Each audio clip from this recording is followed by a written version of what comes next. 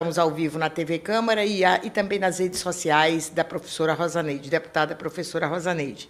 Vamos dar início a nosso ciclo de palestras e em parceria com a Frente Parlamentar em Defesa da Escola Pública e dos Profissionais da Educação, atendendo ao requerimento número 65 de 2019, de minha autoria.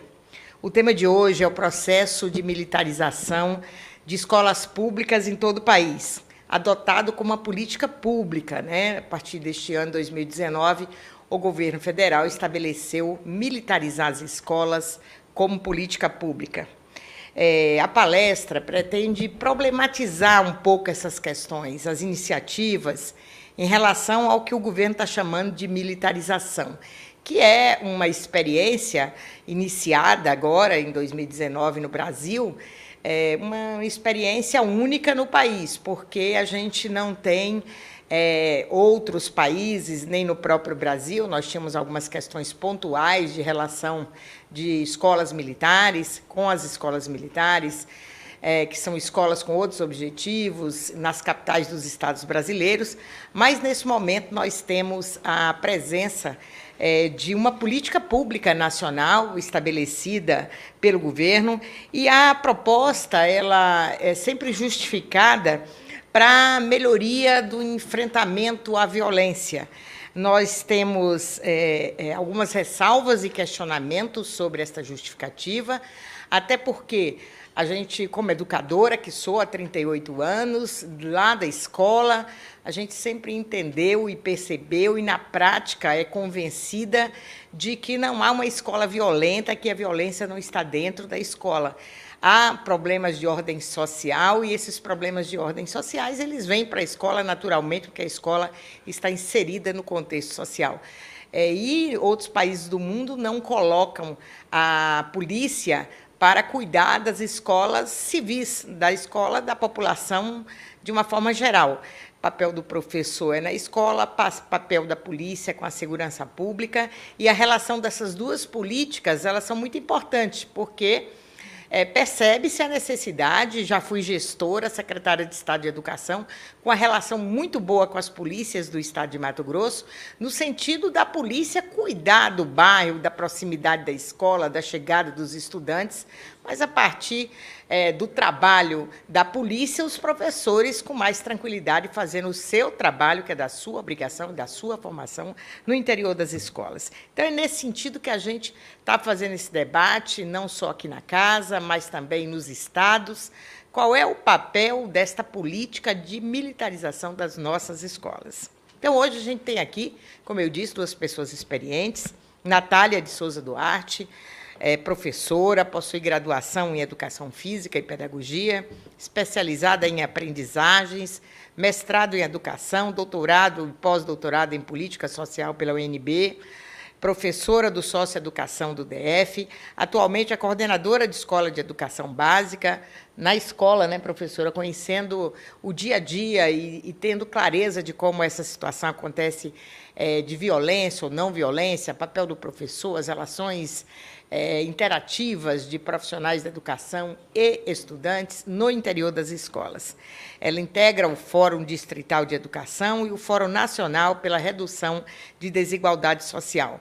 É diretora da ANPAE do DF, pesquisadora, também da UNB, tem experiência na área de educação, 31 anos de educação básica, 20 anos de ensino superior e 15 anos na pós-graduação, atendendo principalmente os temas da pobreza, socioeducação, formação de professores, avaliação, alfabetização e letramento.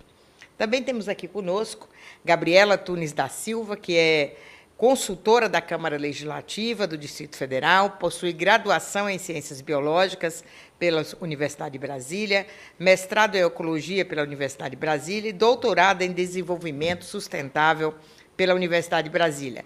Tem experiência nas áreas de Ciências Humanas e Sociais.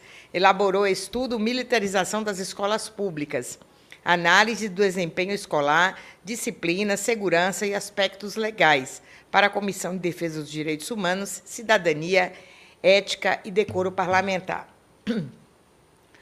Ainda no dia 9 de maio passado, neste ano de 2019, promovi uma audiência pública bastante concorrida aqui na Câmara, com muitas discussões, sobre o tema militarização de escolas, enfrentando à luz dos desafios da gestão democrática e da educação de qualidade para todo o nosso país. A gestão da escola feita por profissionais da educação ou a gestão da escola realizada por militares e professores em sala de aula. Que relação é esta, né? Nosso país dispõe de importantes referências de qualidade, como colégios de aplicação vinculados às universidades, institutos federais, incontáveis escolas públicas de referência, estaduais e municipais, para além das experiências militares, que merecem ser valorizadas e reconhecidas. Sempre ouvimos, né, os bons desempenhos dos colégios militares do Brasil, são colégios centenários, como eu já disse, nas capitais do país, que as Forças Armadas, em sua história, em sua orientação, têm os seus colégios militares, muitas vezes para atender jovens que têm, já por iniciativa pessoal e familiar, o interesse na carreira militar, o que é, para nós, uma questão muito tranquila como parlamentar e como educadora. Parece-nos fundamental também que as dimensões do desempenho de violência, que é sistêmica, né, sejam consideradas à luz de inúmeros outros fatores, muitas vezes secundarizados. Entre os fatores que resultam em boa qualidade estão a estrutura adequada, carreiras docentes organizadas, maiores investimentos públicos, profissionais comprometidos, respeitados e valorizados, e gestão democrática, entre outras dimensões.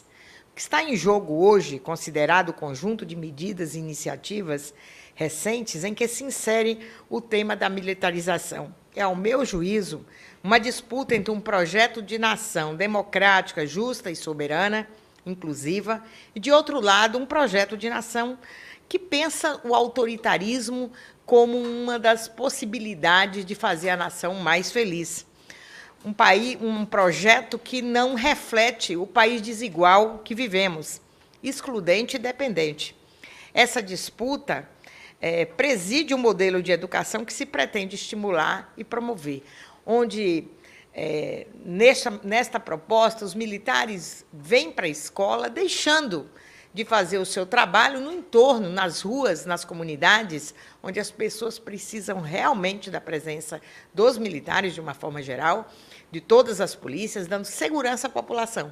A população quer segurança, a população quer presença da polícia e, com certeza, os estudantes querem presença dos professores.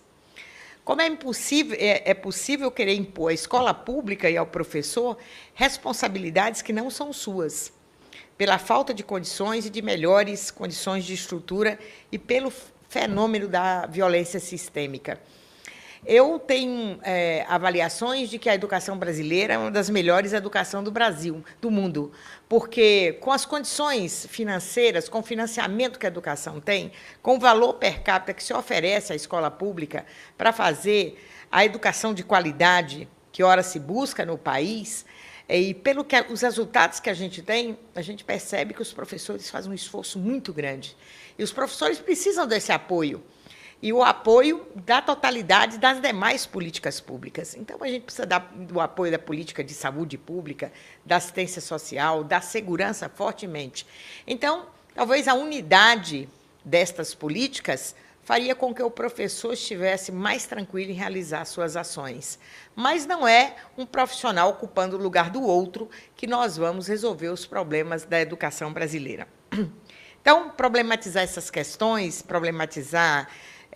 se o simples aumento de rigidez de regras e eventuais punições resultam em maior disciplina por parte dos estudantes. É importante discutir disciplina, discutir organização no interior das escolas, mas no encargo democrático, das relações democráticas estabelecidas entre professores e estudantes e suas famílias. Mas isso é compreender, sobretudo, que as aspirações da população por um ensino de qualidade, com disciplina e boa estrutura, é garantia de segurança, precisam ser devidamente encaminhadas para o conjunto das escolas brasileiras, não para algumas. Eu vou escolher algumas escolas e aplicar algumas políticas e os quase 50 milhões de estudantes brasileiros não terão, na totalidade, a oferta, principalmente a oferta financeira, que se faz a algumas escolas no Brasil atualmente. Então, escolas públicas convencionais abandonadas e escolas militarizadas com boa infraestrutura, gratificações adicionais. É esse o futuro da escola pública brasileira? Você selecionar alguns? Parece que o Brasil ele sempre foi muito competente, aqui as nossas duas especialistas, em fazer política para poucos. Quando a política é para poucos, a qualidade é expressa naturalmente, né? Se a gente pensar final do século XIX, início do século XX, onde pouca gente no Brasil estava na escola, a gente ainda tem os liceus nas capitais, os grandes prédios, né? Que até hoje a gente visita prédios históricos maravilhosos, e ali era uma escola, né? Escola Normal de São Paulo, Colégio Estadual do Paraná, liceu, nos liceus das cidades, como na minha cidade, que moro hoje, Cuiabá.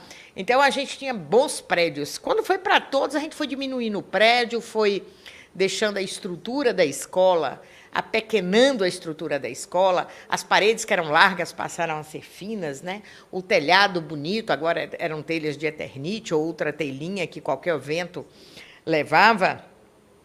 Então, realmente, o Brasil, ao longo da sua história, não teve essa capacidade, nunca demonstrou essa capacidade de fazer política pública de boa qualidade para todos. E, nesse momento, numa tentativa de enclausurar os meninos e os pais que estão preocupados realmente com a violência, as famílias estão preocupadas, todos nós que temos filhos e filhas, estamos preocupados e queremos que eles saiam de casa e retornem em segurança. Então, nesse sentido, às vezes a presença da polícia dentro da escola, fazendo um trabalho educacional, é até desejado pelas famílias, porque parece que ele vai dar mais segurança. Mas que modelo é este que a gente está invertendo no país neste momento? Então, para problematizar um pouco mais esse fenômeno de militarizar as escolas, e eu quero dizer a Natália e a Gabriela, que fiz pesquisa, tive a oportunidade, né, de perguntar ao ministro Vélez, quando estava à frente do Ministério da Educação, aqui nesta comissão, de qual era o parâmetro que o Brasil teve, né, qual é a experiência que o Brasil estava olhando para começar esse trabalho aqui. Ele disse que estava olhando o Chile e estava olhando a Inglaterra.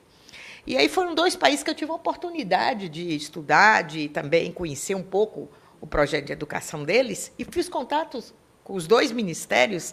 Inclusive, a Inglaterra tinha maior dificuldade de entender o que eu estava falando, mesmo sendo um profissional que fala muito bem a língua portuguesa. E ele estava com muita dificuldade por entender que na Inglaterra jamais a população entenderia que os militares cuidassem de uma escola para civis, que tem as escolas das Forças Armadas, como em todo mundo, mas não era o caso, né? E o Chile também, né? O modelo de educação do Chile, longe de que, mesmo ditadura militar, com tudo que o Chile passou, e mesmo na ditadura militar do Brasil, né, os militares não assumiram as escolas no Brasil porque respeitaram o papel dos seus profissionais, dos profissionais da educação. Então, para a gente conversar um pouco mais sobre isso, né, eu passo inicialmente aqui para a Gabriela, para fazer a sua exposição, e depois a Natália conclui aqui a nossa palestra de hoje. Bom dia a todos e a todas. É um prazer estar aqui falando sobre esse assunto, que é um assunto tão importante, né, para o Brasil todo, porque é uma tendência nacional a militarização das escolas. Eu sou consultora da Câmara Legislativa e trabalho na Comissão de Direitos Humanos. Então, lá foi criado um observatório da militarização das escolas, para a gente poder observar mais de perto as potenciais violações de direitos humanos que podem acontecer, tendo em vista que esse projeto de militarização ele foi feito sem muitos estudos e de uma forma meio afobada, e colocando modelos autoritários e que, eventualmente, e como a gente vem observado, tem acontecido, algumas violações de direitos humanos, principalmente relacionadas a abusos de autoridade.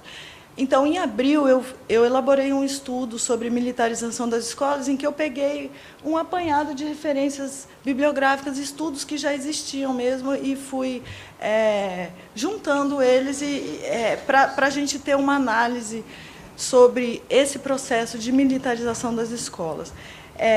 No Distrito Federal, que é o foco do meu estudo, a militarização começou esse ano, em janeiro, uma portaria do governo, começou em 4 escolas. 4 escolas públicas. E é importante falar que elas, uma delas, principalmente na estrutural, está localizada na região mais carente de Brasília.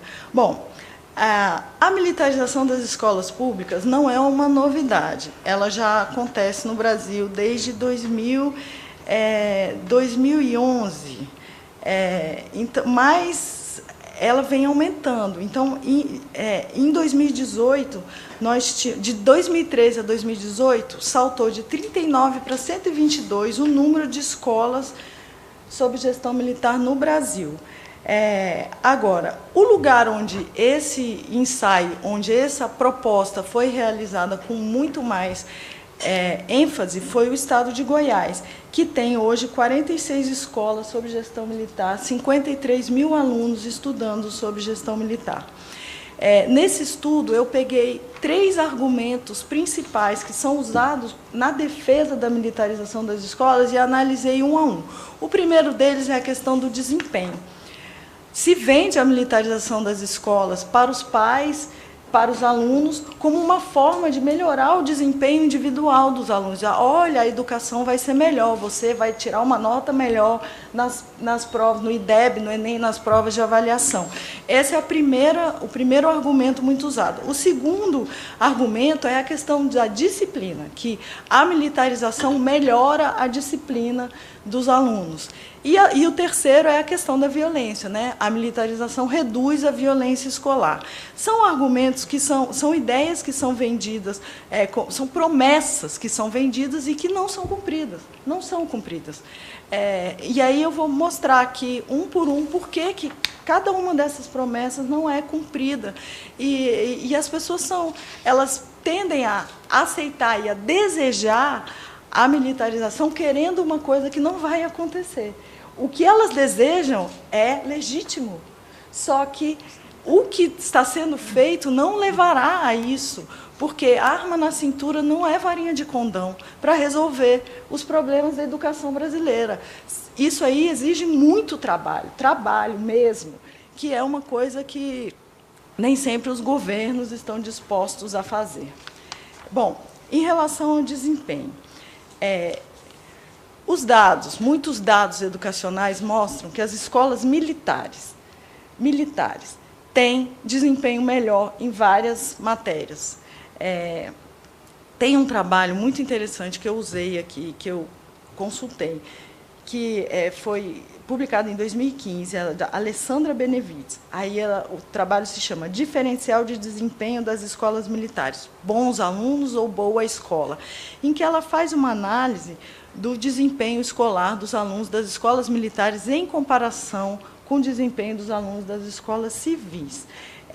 Ela começa falando que, realmente, as escolas militares, quando você olha a nota bruta do Enem, do IDEB, a média bruta é maior. Então, por exemplo, a média em matemática de escolas militares estaduais foi de 514 pontos, contra 454 das não militares. Então, esse dado bruto pode levar as pessoas a acreditarem que o desempenho dos alunos, que a escola militar melhora o desempenho dos alunos. Aí, o que ela fez? Ela foi isolando variáveis para fazer a comparação. Então, a primeira a variável que ela isolou foi a estrutura da escola.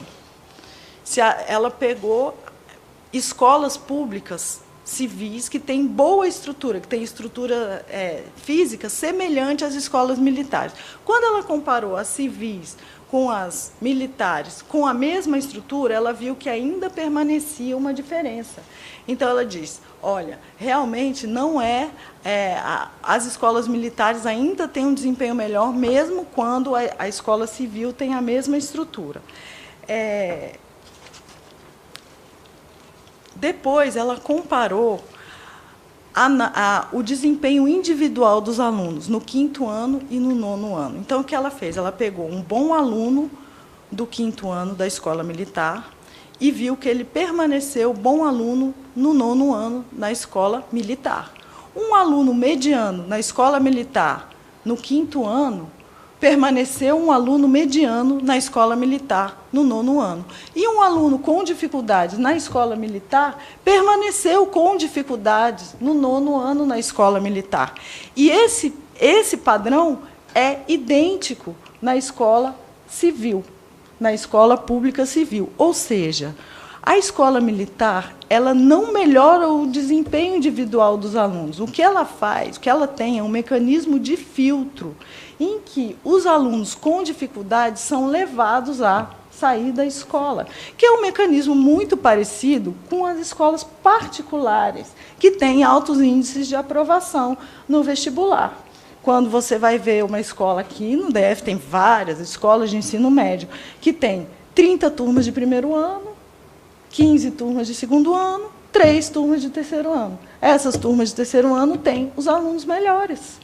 Então, o que a escola militar faz é filtrar. Muitas já filtram na entrada, porque tem uma prova de seleção. Então, o ensino militar, com tudo aquilo que ele traz, a disciplina, não é disciplina, a rigidez, a obediência, isso não faz o desempenho do seu filho melhorar. O que faz o desempenho do seu filho melhorar é outra coisa. Ela estudou, aí ela foi olhando outras variáveis. Então, ela falou que as variáveis que fazem diferença no desempenho: gênero, raça e classe social. Exatamente. Então, a educação, ela não acontece meramente dentro desse recinto chamado escola. O aluno, ele traz tudo o que é a vida dele para dentro da escola. A educação acontece em todos os espaços da vida de um jovem.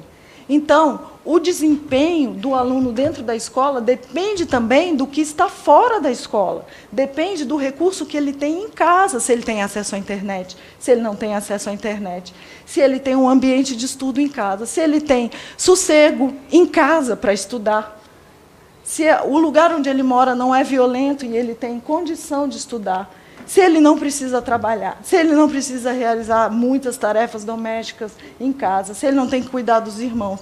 E o fator que mais interfere no desempenho escolar é a escolaridade da mãe. Porque quem educa é a mãe. Então, se deseja fortalecer a educação, é preciso fortalecer as mães. É preciso melhorar as condições de acesso à educação, à informação, à formação das mães.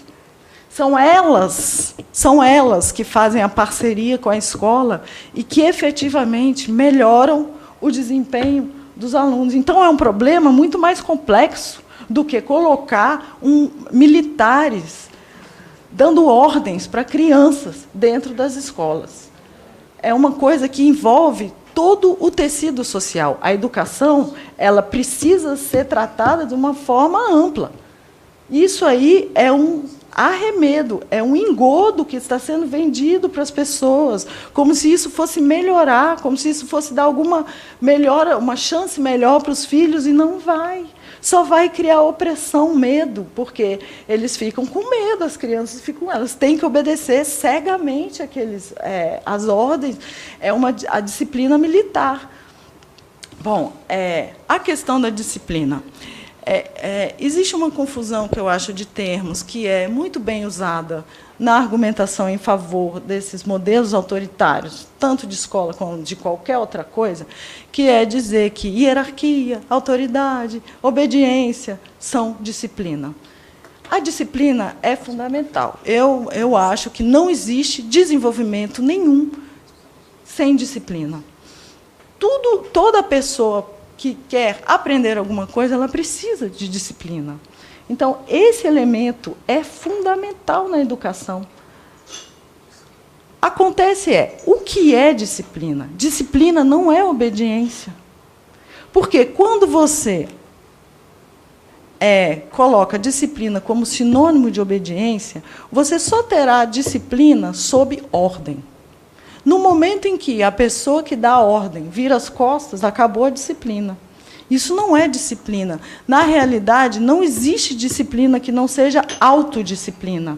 A educação ela tem que ser feita no sentido de orientar os alunos para que eles estudem sozinhos, para que eles assumam as responsabilidades da vida de estudante, sem ter que obedecer ordens. Se eles estiverem sozinhos no mundo, eles vão fazer aquilo porque é aquilo que tem que ser feito. Isso é disciplina. Disciplina é não precisar de lei para dizer o que você tem que fazer. Quem tem disciplina não precisa de lei, não precisa de ordem, não precisa de policial, não precisa de ninguém dizendo o que você tem que fazer, o que você tem que deixar de fazer. Então, essa confusão ela é muito danosa. E uma escola autoritária ela opera contra a disciplina. Justamente contra a autodisciplina dos alunos, porque eles aprendem que eles só têm que se comportar de determinada forma, fazer tal, se tiver alguém dando uma ordem transcendente, uma ordem sobre eles. Então, obediência cega não é disciplina. O dano que esse tipo de ambiente pode causar em crianças e adolescentes é imensurável. Nós não temos como saber. Nós temos já... deixa eu até contar aqui, 4, 5, 6, 7, 9 escolas sob gestão militar aqui no DF, e cada uma dessas crianças nós não sabemos qual é o efeito disso que está sendo feito com elas. E nós já sabemos, porque lá na Comissão de Direitos Humanos a gente recebe as denúncias, que esse processo de exclusão dos alunos problema começa a ser realizado de formas sutis. Né? Então, o aluno que não se adapta é orientado a procurar outra escola. É o famoso pede para sair. E isso está acontecendo em algumas escolas. A própria direção orienta alguns alunos a procurarem outras escolas. Então, assim, não está resolvendo o problema, está empurrando problemas para debaixo do tapete. É muito fácil você pegar o aluno que é difícil, e mandar ele para outro lugar. Educação é naquele aluno. Porque o aluno que é fácil, não precisa. A educação ela é feita nesse aluno. É esse aluno difícil que precisa da escola. Bom, a questão da violência. A questão da violência é o argumento mais, como direi, é o argumento mais sórdido que eu acho que é usado. Por quê? Dizer que colocar os militares dentro da escola vai reduzir a violência escolar é uma falácia óbvia. Ela chega a ser óbvia. Porque o que reduz a violência escolar é batalhão escolar. É a polícia realizando o seu trabalho. Se você colocar professores para fazer vigilância, não vai dar certo. Porque o trabalho do professor é ensinar. O trabalho do professor não é cuidar da segurança pública. Então, o policial ele tem que fazer o seu trabalho, que é cuidar da segurança pública. Dentro da escola, esses policiais não têm formação para lidar com crianças. Então, muitas vezes, a disciplina, a hierarquia, o excesso de rigidez que eles vão impor dentro do ambiente escolar pode aumentar o nível de violência individual, porque as crianças elas não foram feitas para se submeterem a esse tipo de disciplina, não é disciplina, desse tipo de rigidez disciplinar. Além do mais, os policiais, os próprios policiais que estão indo para as escolas, são policiais afastados por razões médicas. E aí, hoje, a gente já até tem esse dado. Quando eu fiz o estudo, eu não tinha o dado, mas foram 85 policiais militares destacados para as escolas militarizadas aqui do DF. Desses 85, 34 têm histórico de afastamento por saúde mental. Então, são policiais adoecidos pela exposição a altos níveis de violência, que é um problema da profissão do policial, que precisa ser melhor atacado, que eles não recebem tratamento adequado. dentro das corporações, porque existe muito preconceito na sociedade inteira, ainda mais dentro das corporações, em relação às questões de saúde mental. Então, elas são tratadas como se fosse mimimi.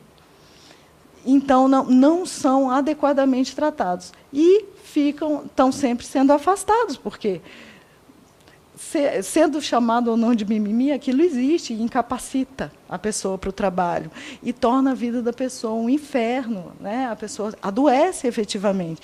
E aí, dos 85 policiais que estão dentro das escolas, lidando com pessoas em formação, pessoas que precisam de gente equilibrada, gente que tenha capacidade de lidar com problemas difíceis, que são os problemas do desenvolvimento infanto-juvenil. 34, quase a metade, tem afastamento por saúde mental. Então, assim, fica um questionamento. Qual é a capacitação, qual é a capacidade que esses policiais, que nunca estudaram pedagogia, que nunca fizeram nada em relação à educação, têm para lidar com crianças? Existe uma ciência chamada pedagogia. As pessoas estudam isso durante anos, fazem mestrado, doutorado, para justamente lidarem com essa questão, que é a questão crucial do desenvolvimento de um país. E aí se imagina que, se colocar pessoas militares dando ordem nas crianças, eles vão conseguir resolver problemas que pessoas que estudaram durante anos não conseguiram. Então, existe essa questão também. Como tem que ser os militares afastados, a maioria deles, ou uma boa parte deles, tem questões de saúde mental. Bom, a última elemento em relação à questão da segurança é as escolas escolhidas, no Distrito Federal, para receber o projeto de militarização. São escolas em áreas carentes, que são historicamente muito violentas. Então, quando você chega nesse lugar e traz um efetivo policial fazendo qualquer coisa, em qualquer lugar que você coloque polícia, nesses locais que são altamente carentes, você vai ter uma redução de níveis de violência. Então, isso é uma outra falácia, porque a estrutural precisa de policiamento nas ruas, nas imediações da escola, na porta da escola. Bom, acho que é isso, gente. Obrigada. Queremos agradecer à consultora legislativa Gabriela Tunes pela contribuição, pela pesquisa que ela apresenta, as consultas que ela fez, os dados que ela nos traz para reflexão, demonstrando claramente, né, que a comparação com o desempenho, e quem é da educação, quem faz pesquisa em educação, sabe exatamente como aumentar e como melhorar o desempenho, e qual é a lógica de um aluno ter melhor desempenho e outro não ter o mesmo desempenho.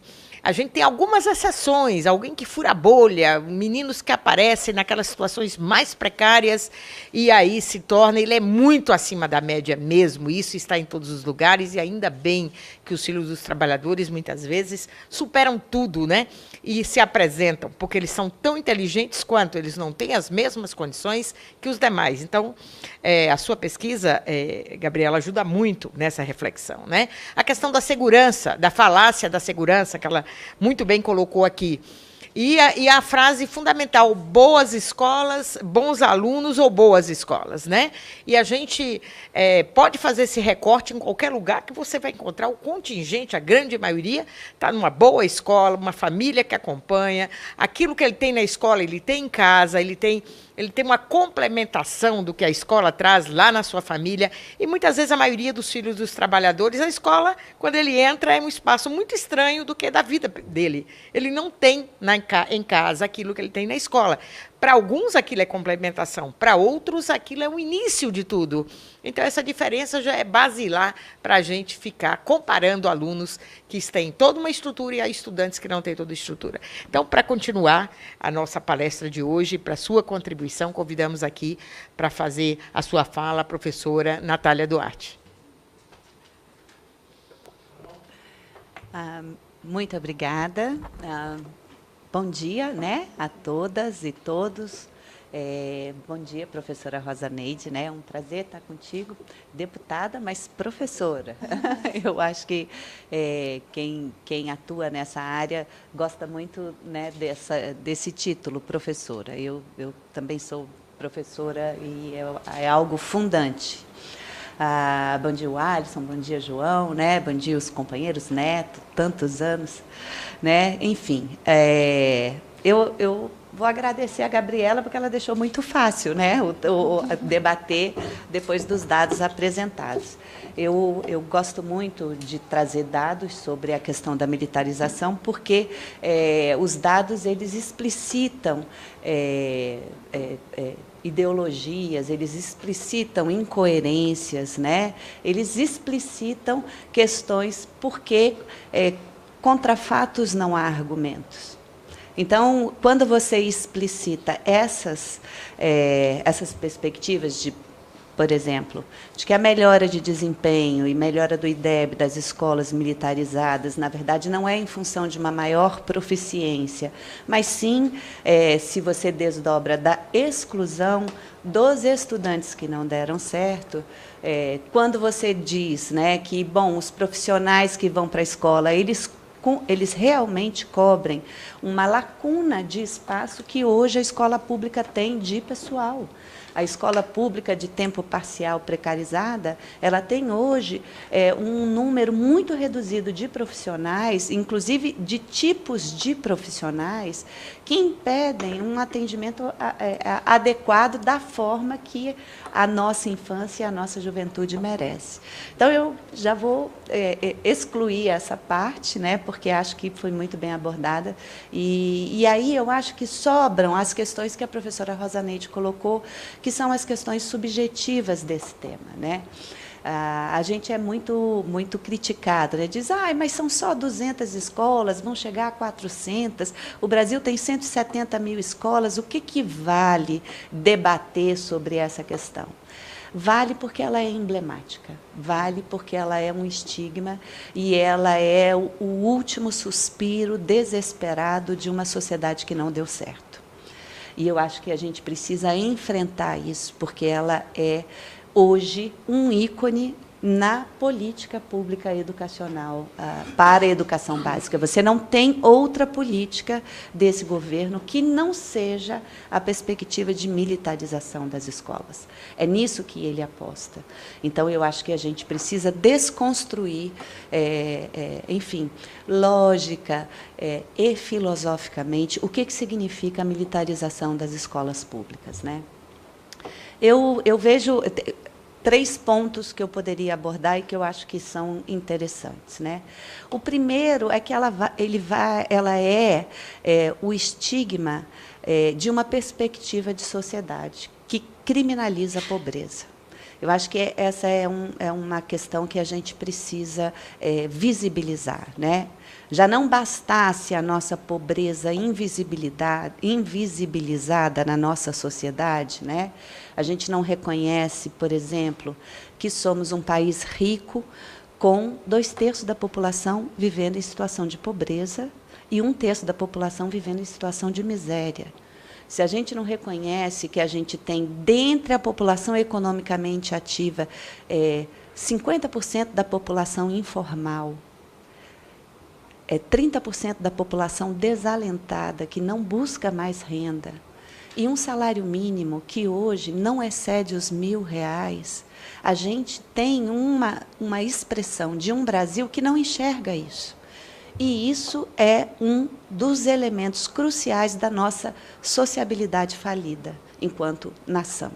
O Brasil, hoje, é um país que tem uma sociabilidade falida, porque trabalha a partir da criminalização de uma grande parcela da população que deveria ser assistida. Então, você, na verdade, criminaliza a vítima de uma sociedade que não deu certo. E hoje somos muitos. Então, eu acho que falar da militarização é falar desse aspecto da nossa sociedade.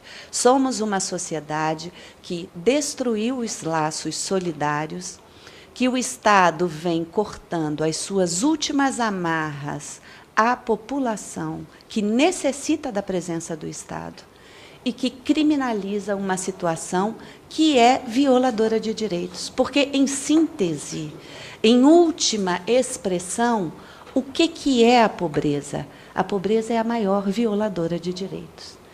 Ela viola o direito à habitação, ela viola o direito à mobilidade urbana, ela viola o direito a um trabalho protegido, porque ela impõe uma situação de precariedade que o trabalhador aceita, porque não tem alternativa. A reforma trabalhista violou a relação protegida de trabalho, que é o que sustenta o tecido social. A reforma da Previdência, né, infelizmente aprovada, ela viola a proteção à velhice do trabalhador. Então, nós estamos nos tornando uma sociedade que viola aqueles que deveriam ser protegidos. E agora viola a infância e a adolescência. Eu falo do lugar de professora da socioeducação, né? E tudo que a gente quer da socioeducação é que ela não seja uma educação militarizada. Tudo que a gente quer da educação para os adolescentes em medida socioeducativa é que ela não seja uma prisão. E aí a gente pega esse modelo de escola falida e traz para as escolas públicas. Eu amei, professora Rosaneide, quando você diz aquilo que economistas não dizem. Nós temos o melhor resultado por dólar investido na educação brasileira. A despeito de termos o pior custo-aluno da OCDE, a despeito de termos o pior salário dos profissionais da educação, nós temos, por dólar investido, o melhor resultado de proficiência. E os economistas não falam disso. Os economistas dizem que a nossa educação é ruim. Então, é na esteira da criminalização da pobreza que a militarização vem sendo enfrentada. E ela é duplamente cruel, porque ela responsabiliza o pobre pela sua pobreza e ela responsabiliza a escola pela violência da sociedade, porque senão tinha sido feito, como a Gabriela falou, a sociedade quer policiais. É uma categoria extremamente também violada, adoecida, desprotegida, como a categoria dos profissionais da educação e dos profissionais da saúde. Nós estamos falando dos 3 profissionais que atendem diariamente a essa população empobrecida, violada em seus direitos, que tem uma expectativa enorme da escola. Tem uma expectativa maior de professores do que tem de policiais e do que tem dos profissionais da saúde. A educação ainda continua sendo aquilo que é um mecanismo de ascensão social legítimo, de construção de uma sociedade legítima, justa e solidária. Então, eu acho que, e, como a Gabriela disse, não só no Distrito Federal, né? Eu discuto muito, teoricamente, com Miriam Fábia, que é uma grande estudiosa disso, Catarina Santos, que dizem, não, você colocar que a militarização é só para escolas pobres é um equívoco. Mas essa é a fala do governo. Essa é a expressão desse governo. Ele diz, é claro que serão para escolas em territórios carentes.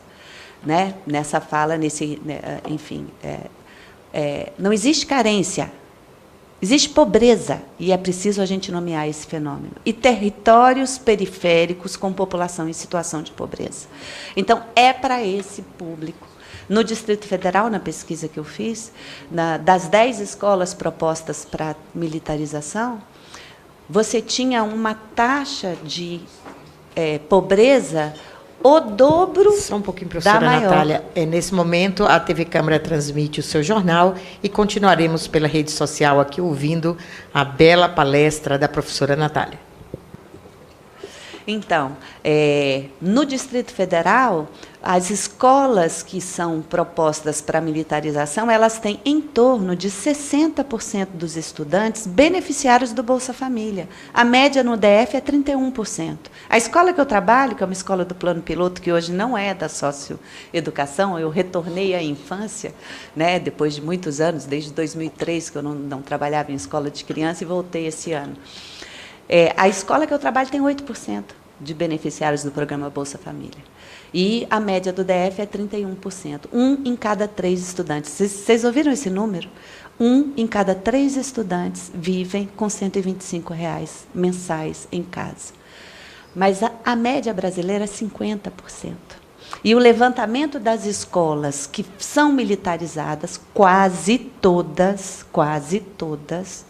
são escolas que, mesmo não estando em territórios periféricos, são escolas que atendem a população em situação de pobreza. Então, eu acho que esse tema é importante da gente enxergar. O segundo ponto que eu acho importante, a solução da qualidade da educação é multideterminada. Não há uma solução mágica. Não é o revólver na cintura, como bem disse a Gabriela, não é um diretor com tal perfil, não é um professor com tal perfil, não é um estudante com tal perfil. A educação é multideterminada porque ela é vida. A escola precisa ser um espaço de vida e é um dos últimos espaços comunitários que restam na nossa sociedade adoecida. Nós não temos mais espaços comunitários e, principalmente, não temos espaços comunitários para a infância e para a juventude. A minha infância foi na rua, aqui no Distrito Federal, com o neto brincando lá embaixo do prédio. Hoje, os prédios estão vazios. As ruas foram demonizadas. As pessoas não saem de casa. A solução para a sociedade ou é polícia, ou é igreja, ou é antidepressivo. Nós temos crianças hoje, filhas de pais distraídos por conta de uma jornada extenuada e uma infância violada pela tecnologia. A gente não para pensar isso. Crianças que não têm direito ao ócio, a ficar entediada. As crianças precisam. Está lá Domênico de Masi, que tem mais de 30 anos, que escreveu, o ócio é que é criativo. O ócio e o tédio é que são criativos. E hoje a gente enfia essas telas em crianças de 1 ano que não falam ainda, mas sabe direitinho como é que coloca o dedinho na tela para mexer. Então, a solução da educação não é simples. E ela exige profissionais muito bem informados, porque ela é cada vez mais complexa, porque a nossa sociedade é cada vez mais complexa. Por quê? Porque ela deixou de ser a sociedade da fábrica, a sociedade do quartel. Na sociedade da fábrica e do quartel, você tem muito claro o que é certo e o que é errado. A mulher é do universo privado, do universo doméstico. É ela que cuida da infância, é ela que cuida dos velhos, é ela que cuida dos doentes. É ela que cuida do bem-estar. Na sociedade da fábrica, na sociedade do quartel, a mulher é oprimida, a infância não tem querer, e nós temos o cidadão de bem e o cidadão de mal. Essa sociedade não existe mais. Nós somos a juventude que brigou, que fez o rock, que declarou o amor livre, que aceitamos todas as expressões de pessoas e cultura. Essa é a nossa beleza de sociedade, forjada com os direitos humanos na centralidade dessa sociabilidade. O respeito à crença religiosa, a gênero, raça, etnia, o respeito aos povos, o respeito à infância, o respeito aos direitos das gerações que virão. E isso rebate na escola. Então, o relatório Coleman é dos anos 60 e já dizia, olha, você quer investir em qualidade da educação? Qual é a diretriz que mais influencia no resultado de um estudante? Não está na escola, está fora dela. É a escolaridade da mãe. Você querer que uma sociedade violada pela pobreza, que tem como resposta a sua situação de pobreza a violência, e querer que essa violência não chegue na escola, que haja alguma forma, alguma bolha impermeável que não permita, isso não existe, sinto muito. Isso não existe. A escola faz parte da sociedade. E olha que a escola é dos territórios menos violentos. Eu refuto veementemente a perspectiva de que a escola é um espaço violento. A escola não é um espaço violento. A escola é um equipamento público, às vezes o único, em territórios extremamente violentos, que não apresenta os indicadores de violência desses territórios. Porque ela é ainda um espaço comunitário. E se a juventude se vê representada e pertencente a esse espaço, ela é um espaço comunitário. Ela é o resgate de uma sociabilidade que não é forjada por preconceito, por moralismo, por racismo, né? Ela é um espaço de todos. A beleza da escola pública inscrita na Constituição Federal, pública, laica, universal, gratuita, de qualidade socialmente referenciada, que reconhece a diversidade e valoriza a diversidade. Essa escola que está lá escrita na nossa Constituição, que está com 31 anos, fez esse mês 31 anos, essa escola é a escola de todo mundo. O desafio da escola é justamente atender aquele estudante que ela não consegue atender. Esse é o desafio, o compromisso da escola. Como é que eu vou querer voltar a uma escola que tem 2.200 anos? Gente, as escolas, todas elas já foram militares. O berço da escola é a Grécia Antiga. E depois, no Império Romano, eram todas militares. Depois passaram a ser todas religiosas. E quando a sociedade deu um grande salto civilizatório, que foi a perspectiva dos direitos, a república, quando a gente construiu essa escola, que é uma escola para todo mundo, ela deu espaço para a riqueza de seres humanos, que somos nós. Porque somos seres da natureza. E é só você olhar para a natureza e você ver que não existe padrão. A natureza evolui por quebra de padrão, por mutância, por mutação. É isso que dá salto qualitativo na nossa sociedade. E nós estamos querendo retornar a uma escola de 2.200 anos atrás. Só que, sinto muito, as mulheres não são as mesmas. A gente aceita voltar para casa? A gente aceita não participar da vida pública? Não aceitamos, sinto muito, não aceitamos. Vocês querem que a juventude seja reprodutora daquilo que ela odeia, que é um adulto infeliz, frustrado, odioso, cheio de preconceito, que olha para os outros com desdém? A juventude repudia isso. Sinto muito, ela não volta atrás. Ela quer ser o que ela desejar ser. Vocês acham que é possível a gente retornar a um padrão de infância, nessa sociabilidade riquíssima que a gente tem, onde, com essa riqueza cultural que a gente produziu? Sinto muito, isso não dá. Então, a militarização não vai dar certo. Ela não vai dar certo, porque ela significa retornar a uma sociedade que faliu, que ruiu. Ou a gente reconhece que a nossa sociedade é uma sociedade que não deu certo e que precisa construir novos espaços e novas formas de sociabilidade e de produção e de relação com a natureza e de relação com o mundo e de relação com as pessoas, e que o lugar onde isso nasce é a escola, que é o último espaço comunitário, ou a gente, infelizmente, vai lutar uma luta inglória, que é tentar retornar a algo que nunca foi bom. Que nunca foi bom. Respondeu a um tempo histórico que não existe mais e que não é mais.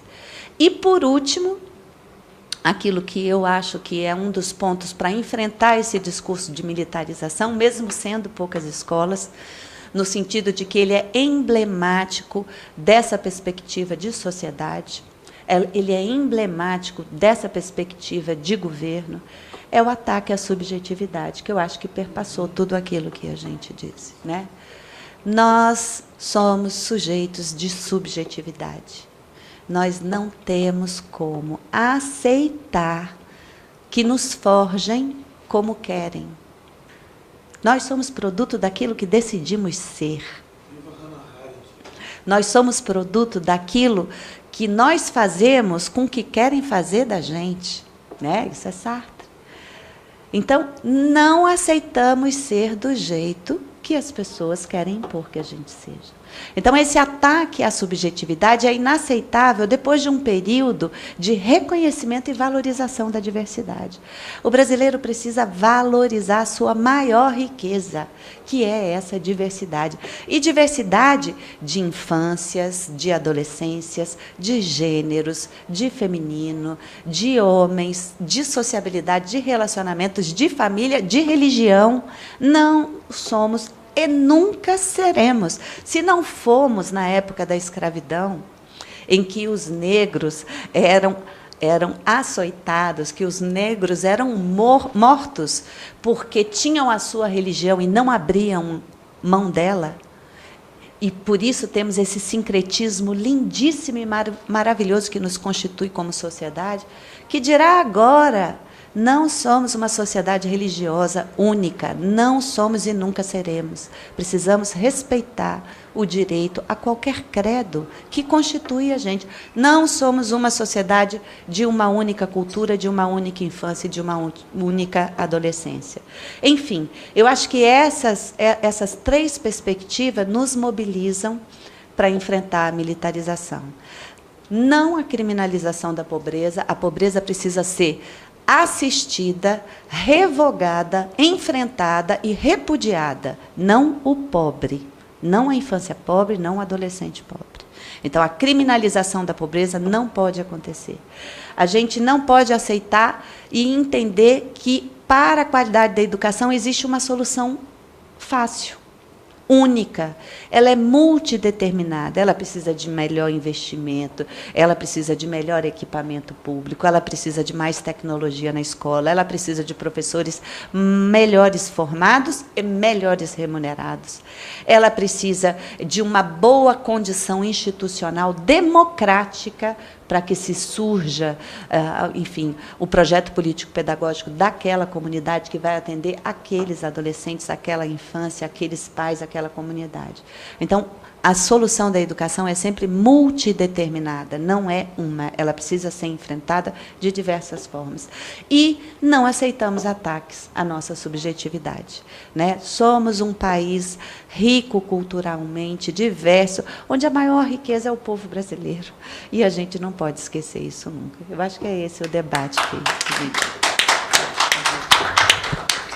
Agradecer aqui a fala da professora Natália Duarte, dizer da nossa alegria pela sua reflexão, professora, tanto quanto a de Gabriela, porque o parlamento, que representa a diversidade brasileira, eu acho que, quando a gente olha o plenário da Câmara, você tem clareza que aqui estão representados, e talvez não com a objetividade que precisaria ter, porque a gente tem 2.500.000 professores da educação básica no Brasil, a gente precisava ter mais representação da educação aqui neste espaço. A gente tem muitas pessoas que acolhem muito bem a educação, mas muitas vezes não têm a experiência, né, lá da escola para trazer esta vivência para a Câmara dos Deputados. Mas tem muitos deputados e deputadas que têm toda uma relação com a educação e que apoiam, e que, com certeza, vão entender que que, como a senhora afirmou, que a escola é o lugar da vida, e que seja vida plena, e que o que eu quero para as minhas filhas no mundo, né, eu tenho que querer para os filhos de todos, para os mais empobrecidos. Eu não posso desejar para alguns o que eu não desejo para os meus e para mim mesma. Me lembrando do meu tempo de estudante, cheguei à escola aos 6 anos de idade, fui rebelde por excelência como criança e como adolescente. E essa rebeldia me constituiu como ser humano e como pessoa. Então, negar isso às nossas crianças, negar essa rebeldia inteligente, capaz de construir, né, de modificar a vida por ela mesma. Ela fazer a automodificação, ela ir construindo na sua experiência, permitir múltiplas experiências na escola.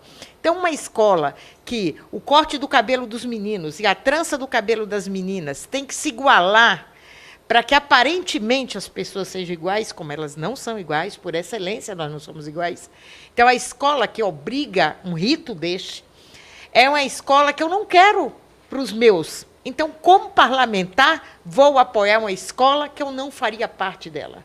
Então, quando a escola for desejada pelos que mais podem na sociedade, essa escola é que eu desejo para a periferia da cidade, né? Porque uma escola para a periferia, onde eu quero... Qual é o nosso imaginário da presença da polícia? A polícia está quando vai conter um problema, né? E aí a escola não é o problema, não. As crianças não são os problemas, né? As crianças é o que a gente tem de melhor. Eu digo, às vezes, no hospital, você atende pela dor. E na escola você atende pela alegria, pela esperança, né? Você recebe a criança, a mãe, mais simples que ela seja, ela leva na maior expectativa no primeiro dia de aula o seu filho. A professora, a maioria professoras e alguns professores também na escola básica, estendem a mão e recebe e acolhe, fazendo parte de uma esperança mútua de educadores e de estudantes e de familiares. Então, nesse sentido, eu quero aqui trazer também a reflexão do professor Miguel Arroio, que fala das imagens quebradas da infância. Nós, parlamentares, a polícia em si não pode ajudar a continuar quebrando as imagens da infância. Nós temos é que preservar uma infância sadia, uma infância diversa, uma infância com liberdade, né? Como você bem disse, a infância que era da rua e que hoje está na tela do smartphone e que hoje a criança está ali na sua bolhazinha e a escola querendo, e a política pública querendo fazer uma bolha, uma redoma para colocar as nossas crianças. Então, nós queremos crianças sadias. Acho que o conceito de disciplina que a Gabriela trouxe aqui é muito importante para a escola. Ninguém aprende sem disciplina. Uma disciplina construída, né? Uma disciplina construída. Uma disciplina que não exige a presença de um algoz do lado, fazendo com que você obedeça alguma coisa. Então, não é por obediência, é por respeito a si mesmo, a sua vida, a sua história, que a gente vai fazer uma bela infância, uma adolescência, uma juventude sadia neste país.